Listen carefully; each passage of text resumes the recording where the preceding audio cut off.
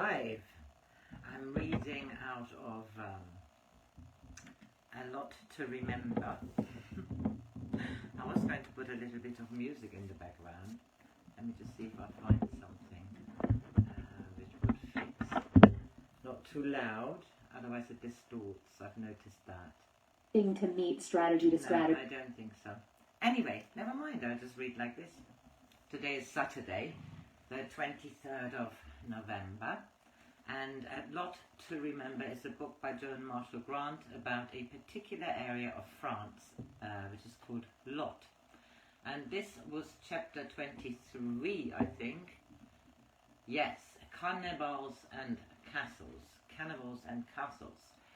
And I finished at this sentence.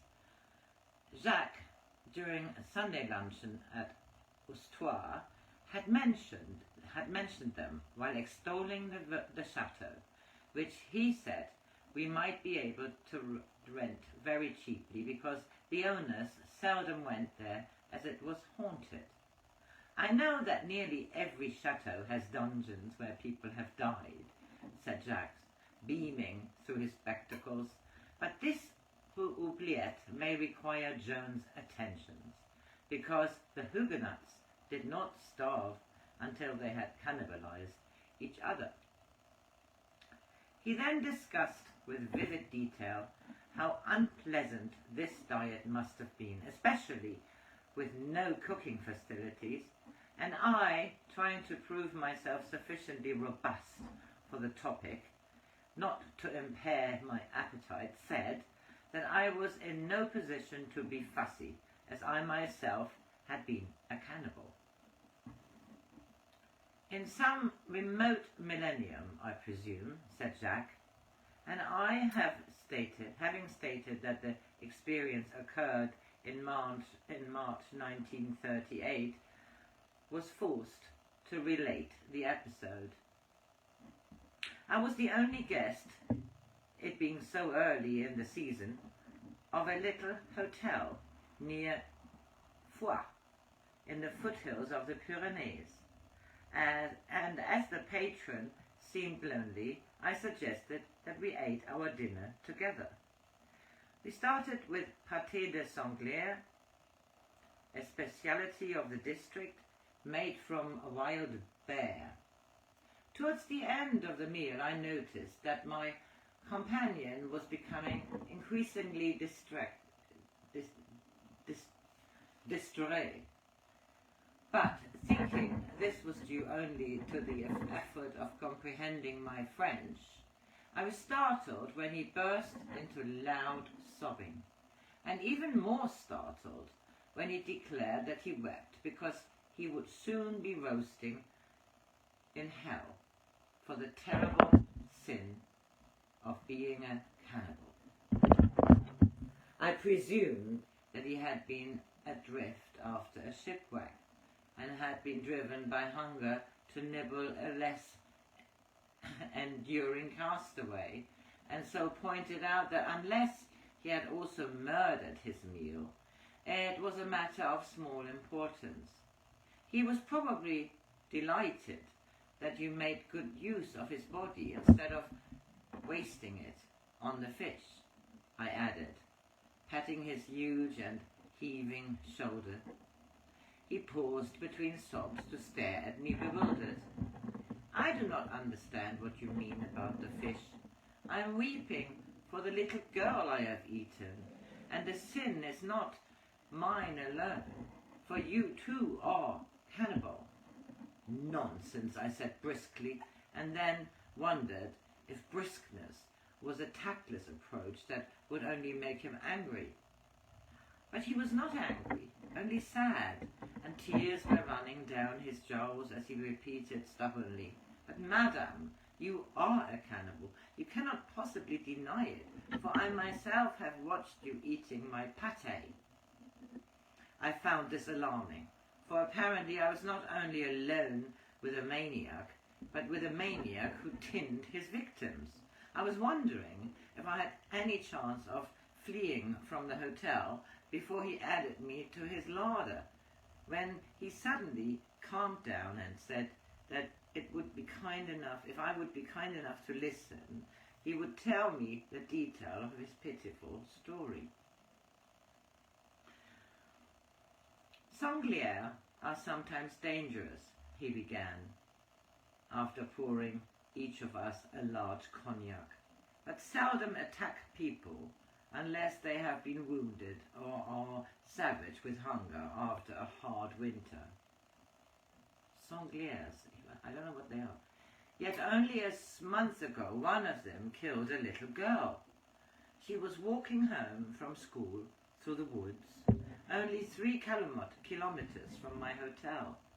And it not only killed the little girl, it ate her. Nearly all of her had it eaten when we found the body. And even her parents could recognize her only by her boots.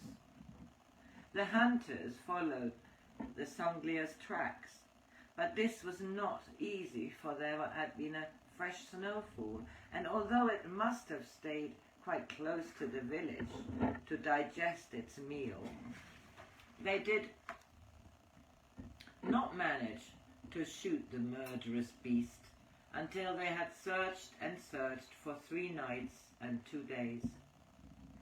The carcass, as is our custom, belonged to the man who had shot it, but although the meat of young boar always fetches a good price, he said it should be buried. Everyone else agreed with him, but I, a various monster that I am, could not bear to see such a price wasted. So I brought it from him and dragged it back here, and one would help me all alone after nightfall on a sled. No one would help me.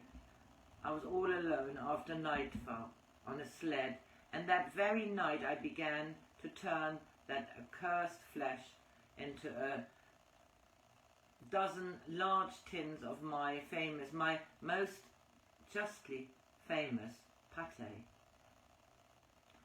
On my knees I implore you to believe that it was after I had heard you praise the contents of the first of these dreadful tins that I realized we had eaten not only the sanglier, but the little girl who was inside him. It was you who noticed her first. Do you not remember? You said, when I pressed you to a second helping, that you would have to accept because my superb pâté had such a superior flavor. What happened to the rest of the pâté? Inquired Jacques, with a relish that rebuked the diminished appetite of his other guests. My co-cannibal had convinced himself that the only way we could effectively shrive our sins was by going immediately to the cemetery, as it was by then midnight, to bury the other tins in the child's grave, by stressing the likelihood of our being observed and probably mistaken for practitioners in the black art. I eventually persuaded him to accept my alternative plans, to do nothing until the morning, when he would take the tins with him to confession and leave the problem of their disposal to Monsieur le Curé. A very sensible solution, said Jacques approvingly. And while we are on the subject, I suggest that when you go on in search of the cannibal Huguenots, you had better make sure there is not a more recent phantom in the same chateau, a distant cousin of mine who died there shortly before the war. I did not know him well, for he spent most of his time in Paris, and when, on inheriting the title, he returned to the home of his ancestors, he became a recluse. He was not thought to be markedly eccentric, and he dismissed all the family's retainers, which of course made him most unpopular, and refused to see anyone except his old nurse, who came every day from her cottage in the village. Then he barred the door even to her, and she had to put his food in a basket that always contained money to pay for the supplies of the previous day, which he let her down on a rope from a fourth-story window of the keep, the only part of the castle that is still inhabitable. This curious behaviour continued for about 3 years, until one day there was no basket. The old woman called to him increasingly louder, and when he did not answer at the door, at the window, she tried to get the villagers to help her break in. But all of them refused, saying that as Monsieur le Comte had been so unfriendly, he deserved only to be ignored.